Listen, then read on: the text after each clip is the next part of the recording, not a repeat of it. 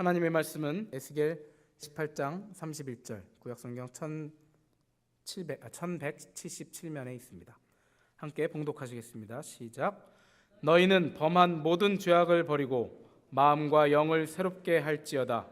이스라엘 족속아, 너희가 어찌하여 죽고자 하느냐. 아멘. 할렐루야. 서로에게 평강의 복을 기원하는 마음으로 샬롬 인사하시겠습니다. 샬롬. 샬롬. 참 잘 나오셨습니다. 날씨가 이제 조금 풀린 것 같습니다. 많이 추우셨죠? 그러나 이 추운 날씨를 비껴가지 못하고 저희 가족은 감기가 걸렸습니다. 목감기가 걸려서 몸은 아프지 않습니다. 빨리 낫도록 기도해 주시기 바랍니다. 자, 이제 우리가 2015년 새해를 맞아서 힘차게 나아가시려고 하시는 중이시죠? 2015년이 너무나 싫으신 분은 없으시죠? 14년이 너무 좋았는데 하시는 분들은 없으시리라 믿습니다. 2015년을 맞아서 우리가 새로운 마음으로 주님 앞에 이렇게 결심하며 나아가는 많은 분들이 계신 줄 알고 있습니다. 많은 또 세상 사람들도 15년에 또 새해에 맞아서 새해 계획을 세우면서 올해는 꼭 이렇게 해봐야지, 올해는 저렇게 해봐야지, 작년에 못한 계획을 올해는 꼭 이뤄봐야지라고 생각하면서 사는 분들이 많이 있습니다. 주로 어떤 내용들을 새해 계획에 세우셨습니까? 살이 좀 찌신 분들은, 저 같은 분들은 살을 좀 빼봐야겠다.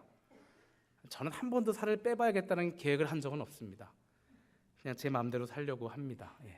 여러분들도 그러시리라 믿습니다. 그런데 이제 빼야 하시는 분들도 있죠. 그런 계획을 가지신 분들도 계시고, 아니면 새로운 집으로 이사를 가야겠다 생각하시는 분들도 새로운 집으로 이사갈 계획을 세우시는 분이 있던가, 아니면 새로운 차를 이번엔 또 구입해 봐야겠다, 아니면 우리 자녀를 위해서 뭐를 좀 해줘 봐야겠다. 이렇게 새해에 우리가 결심하는 것들이 많이 있습니다. 그리고 어쩌면 또 어떤 분들은 주님께서 보시기에 아름다운 분들은 성경을 일독을 해봐야겠다, 아니면 성경을 삼독을 해봐야겠다, 그런 결심을 하시는 분들도 계신 줄 믿습니다. 있으시죠?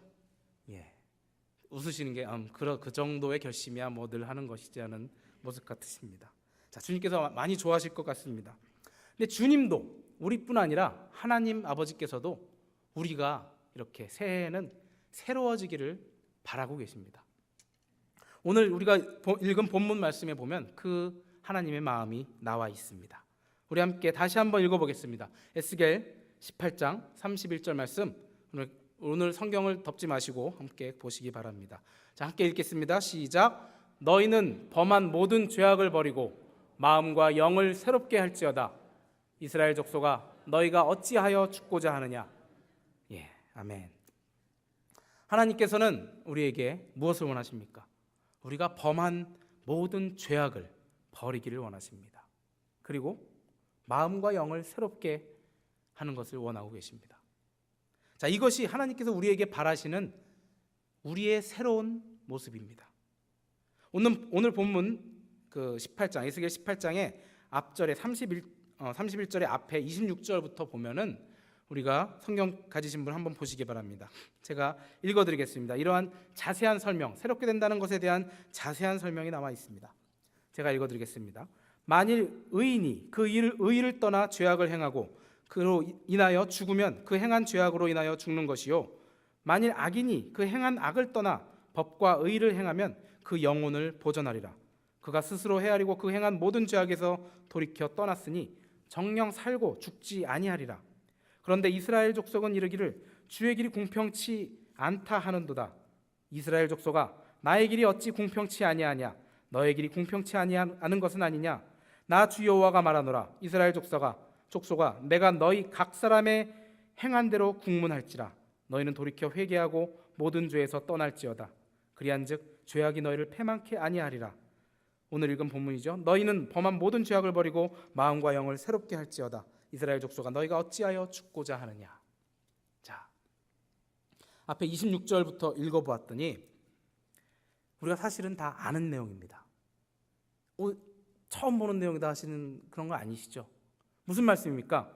만일 의인이 죄를 범하고 그로 인해 죽으면 그 행한 죄악 때문에 죽은 것이고, 악인임에도 불구하고 죄에서 떠나서 선한 일을 하면 그 영혼이 보존된다는 말씀입니다. 당연한 말 아닙니까? 당연하게 받아들이는 것이 정상이죠. 근데 왜 이런 말씀을 이스라엘 백성에게 하고 계십니까? 이스라엘 백성은 그 당시에 조금 다르게 생각했던 것 같습니다. 오늘 본문 에스겔 18장의 좀 더 앞부분을 가보면 2절에 이런 말씀이 있습니다. 이스라엘 백성들이 행했던 잘못 중에 하나입니다. 2절에 보면 너희가 이스라엘 땅에 대한 속담에 이르기를, 그 이스라엘 민족들이 하는 속담이 있었답니다. 아비가 신 포도를 먹었으므로 아들의 이가 시다 하면 어찌 되미뇨? 어찌 미뇨? 자, 무슨 말 같습니까? 아비가 포도를 먹었는데 왜 아들이 이가 시다는 얘기입니까? 이스라엘 백성들은 이렇게 생각을 하고 살았습니다.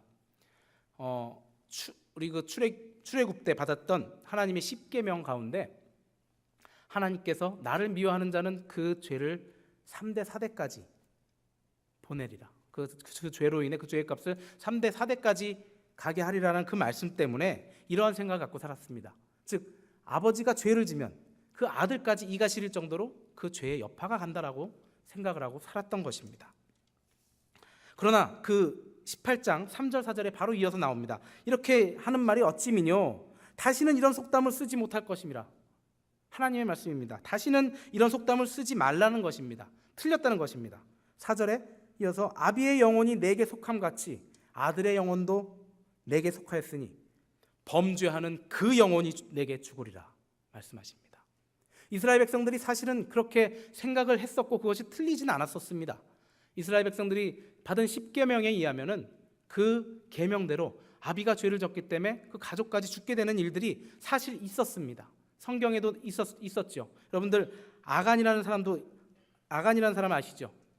그 사람이 죄를 범해서 그 레위 족속의 한 명인 아간이 모세와 아론에게 죄를 범하였습니다. 그 반기를 들었습니다. 그랬을 때 하나님께서 내가 저놈들을 다 죽이겠다 했을 때 모세가 말렸을 정도입니다. 왜 아간 한 사람의 죄 때문에 다른 사람들을 다 죽이려고 하십니까? 라는 정도로 말을 했지만 하나님께서는 결국 그의 죄 때문에 그 250명이나 되는 그 가족들을 다 죽인 일이 있으십니다. 죽게 하신 하나님의 법에 따르지 않았기 때문에, 그들이 교만하였기 때문에 모세와 아론에게 너희들이 뭔데 우리를 이끌려고 하느냐 라면서 반기를 들었기 때문에 그러한 일들이 있었던 것입니다. 죄송합니다. 고라였습니다. 고라가 모세와 아론을 반대하여서 이렇게 이랬었고, 아론은 여호수아 7장에 나오는 인물입니다. 그 아간이 범죄하였으므로 아간은 또한 그 가족들이 함께 돌을 쳐 죽임을 당하는 그런 일들이 구약 시대에 실제 있었습니다. 그러나 오늘 에스겔서의 말씀에서 여호와께서의 그러한 법을 더 이상은 용납치 않으시고 그 죄악 때문에, 아버지의 죄악 때문에 그 아들의 죄악까지 묻는 일은 없을 것이다라는 말씀을 오늘 우리에게 하고 계시는 것입니다. 이제부터는 사람은 자기가 지은 죄 때문에 그 죄의 값을 받을 것이지 그 자신의 죄 때문에 그 후대까지 그것이 이루어지는 책임을 물게 되는 일은 없을 것이라는 그 말씀을 하고 계십니다. 그래서 오늘 에스겔서 18장의 말씀을 통틀어서 이런 말씀을 해주고 계십니다. 공평하고 의로운 사람으로서 법을 따라서만 모든 일을 행하는 사람은 살 것이라는 말씀을 5장 5절에서 9절까지 말씀해주고 계시고요. 그리고 이어서 10절에서 13절 말씀에서는 아무리 부모가 선하더라도 악한 자녀는 그 부모의 선함을 인해서 구원받지 못할 것이다라는 말씀을 하고 계십니다. 아비의 선함 때문에 아들이 구원받지 못할 것, 같은 맥락의 말씀이시죠. 안타깝게도 우리 천주교회는 저런 개념이 있습니다. 연옥설이 있어서 죽은 사람이 연옥에 잠깐 들렸을 때 그 연옥에 있는 사람을 위해서 가족들이 돈을 내고 기도를 하면, 헌금을 하고 기도를 하면 그들의 영혼이 구원받을 것이다라는 그런 안타까운 마음이 있습니다. 하지만 성경 어디에도 그렇게 구원받는다는 말씀은 없습니다.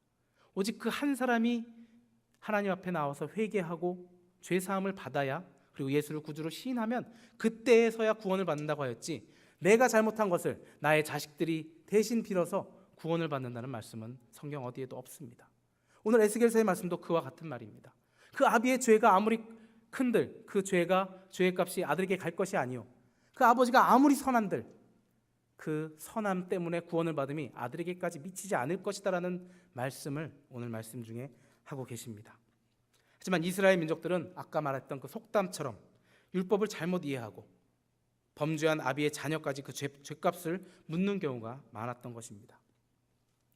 어쩌면 여기 있는 우리에게도 그러한 마음이 있을지도 모르십니다. 우리 옛날에도, 아주 옛날에도 뭐 가족이 잘못하면 그 가족이 모두 몰살당하는 그런 경우도 있었습니다. 역사적으로도. 근데 어쩌면 지금도 우리가 그런 생각을 갖고 있을지도 모릅니다. 저 아이는 누구 아들이라서 저거밖에 안 될 거야. 저 사람은 누구 아들이고 누구 딸이기 때문에 하는 게 그렇지 라는 편견을 가지고 사람을 볼 수도 있는 것입니다. 그런 경우가 있다는 것입니다. 그리고 더 나아가서는 그러한 감정들이 쌓여서 그 지역, 그 동네 사람들은 다 이래, 무슨 경상도, 전라도, 강원도 사람들은 이래 그렇게 얘기를 하면서 사람들을 싸잡아서 그렇게 나쁜 쪽으로 보는 경우가 많이 있습니다. 바로 몇 주 전의 일이었습니다. 어떤 한국의 중견 기업이 신문에 광고를 냈어요. 무슨 도, 제가 무슨 도라고 말씀을 안 드리겠습니다. 무슨 도 사람은 지원하지 마시기 바랍니다. 거기만 아니면 됩니다 라는 그런 무시무시한 광고를 냈어요. 바로 그 공정거래위원회와 사람들이, 시민단체가 반발을 해서 바로 사과문을 냈긴 했죠. 얼마나 그 나쁜 일이고 잘못된 일입니까? 그러한 일이 현재까지도, 아직까지도 일어난다는 얘기입니다. 물론 그럴 수 있습니다. 제가 상담학을 공부했는데요, 상담학에 보면은 그 많은 케이스 중에 죄의 대물림을 보게 됩니다. 학대하는 부모 밑에서 자란 아이들의 커서 그 아이를, 그 자신의 자녀들을 또 학대하게 되고, 부부싸움을 많이 하는 부모를 둔 자녀들이 또 커서 부부싸움을 그렇게 많이 하는 그런 통계가 나와 있습니다. 확률적으로 그렇다는 얘기죠. 또 우리가 잘 알듯이 시어머니 때문에 고생 많이 한 며느리가 자신의 며느리를 또 고생시키는 경우가 많이 있습니다. 배운 대로. 또 우리 남자들은 군대에서 어땠습니까? 못된 병장 밑에서 우리가 생활을 하다 보면 자기가 병장이 됐을 때 이등병 들어오면 또 똑같이 괴롭히는 경우가 꽤 있습니다. 나는 그러지 말아야지 생각하다가도 이상하게 그것을 본능적으로 따라하게 되는 그런 일들이 많이 있습니다.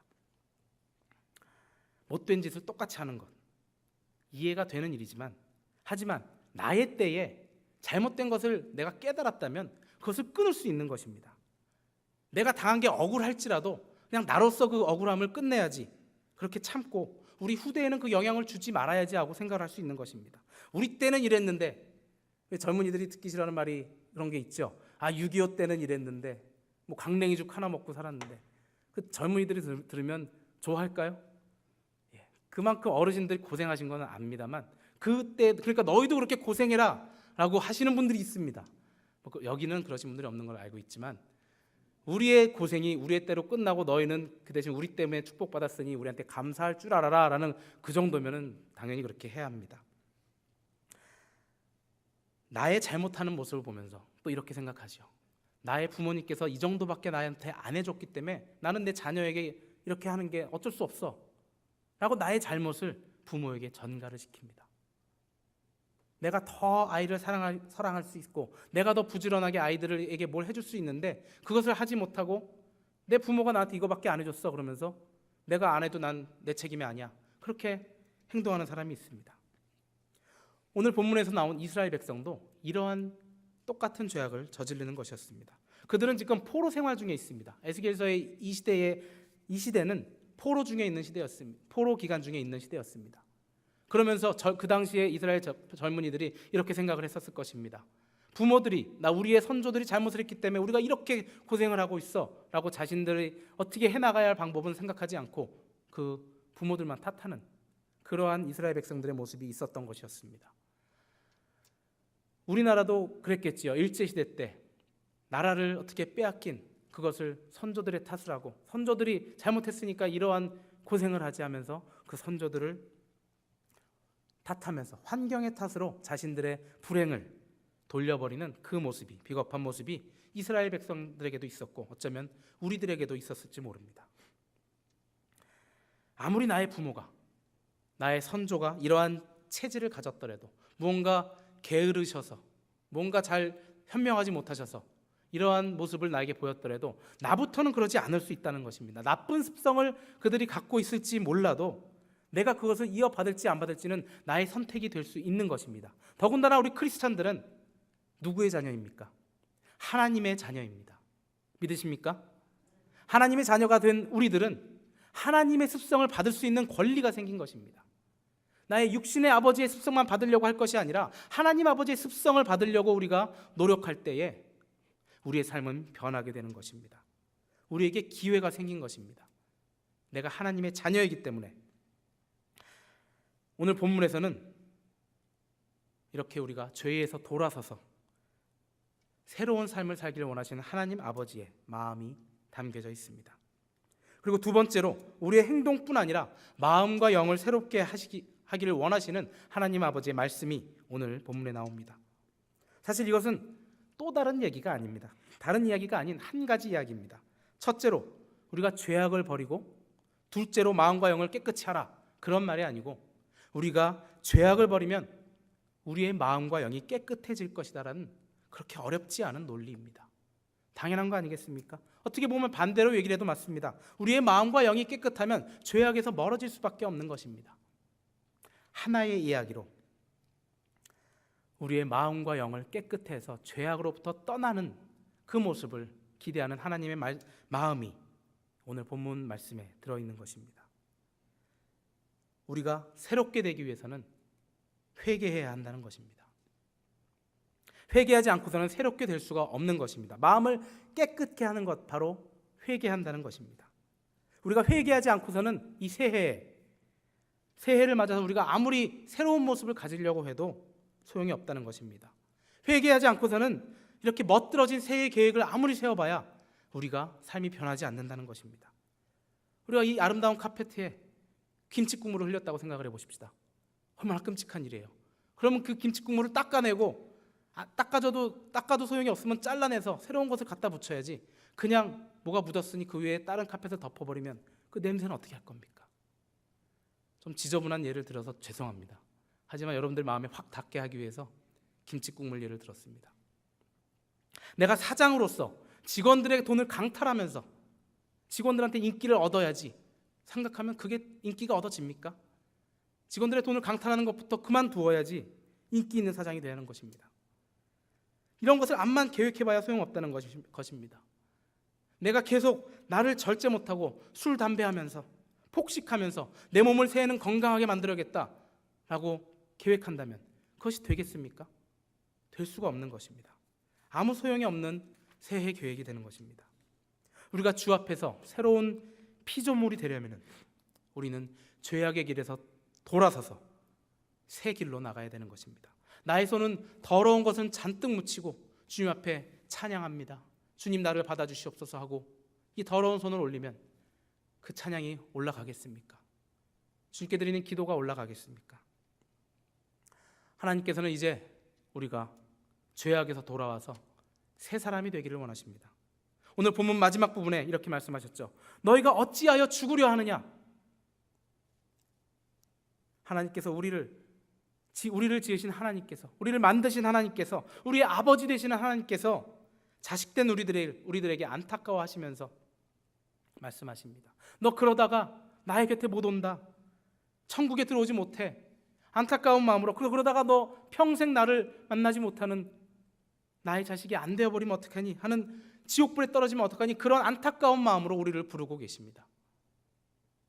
제발 이제는 그 죄에서 돌아서서 새로운 모습으로 나에게 오렴 하면서 하나님 아버지가 우리를 부르고 계십니다. 우리 모두 각자가 회개해야 하는 것입니다. 앞에 포도 먹고 아들이 시린이가 됐다는 것처럼, 시린이가 될 수 없다라는 것처럼 연결돼 생각해 보면 회개도 우리가 함께 모여서 회개하는 기도 시간에 같이 회개를, 우리의 죄를 사하여 주시옵소서 하더라도 그것으로 끝나면 안 된다는 것입니다. 나의 죄를 사하여 주시옵소서 하고 주님 앞에 나아가야 한다는 것입니다. 내가 김 집사에게, 박 집사에게 잘못했던 그것을 주님 나의 죄를 용서하여 주시옵소서 하고 나의 죄를 회개해야 한다는 것입니다. 그리고 그런 마음이 들었다면 그 죄를 하나님 앞에만 회개할 것이 아니라 찾아가서 내가 기도하다 보니 나의 잘못을 알았습니다 하고 그 사람 앞에 가서 용서를 구해야 그것이 회개의 완성이 되는 것입니다. 주님, 나를 용서하여 주시옵소서 찬양하며 회개하며 나아갈 때 주님께서 참 잘했다 나의 아들아 나의 딸아 칭찬해 주실 것입니다. 우리가 회개함으로써 새롭게 되어서 2015년에 주님의 일을 더욱 열심히 하는 여러분들이 되시길 바랍니다. 2015년 새해를 맞아서 우리가 새로워지려고 노력할 때 주님께 나의 죄를 모두 고백하고 회개하고 깨끗함을 얻어서 주님 앞에 나아가시는 여러분들이 되시기를 주님의 이름으로 축원합니다. 우리 시간 잠시 눈을 감고 회개의 기도를 드리기를 원합니다. 모두 눈을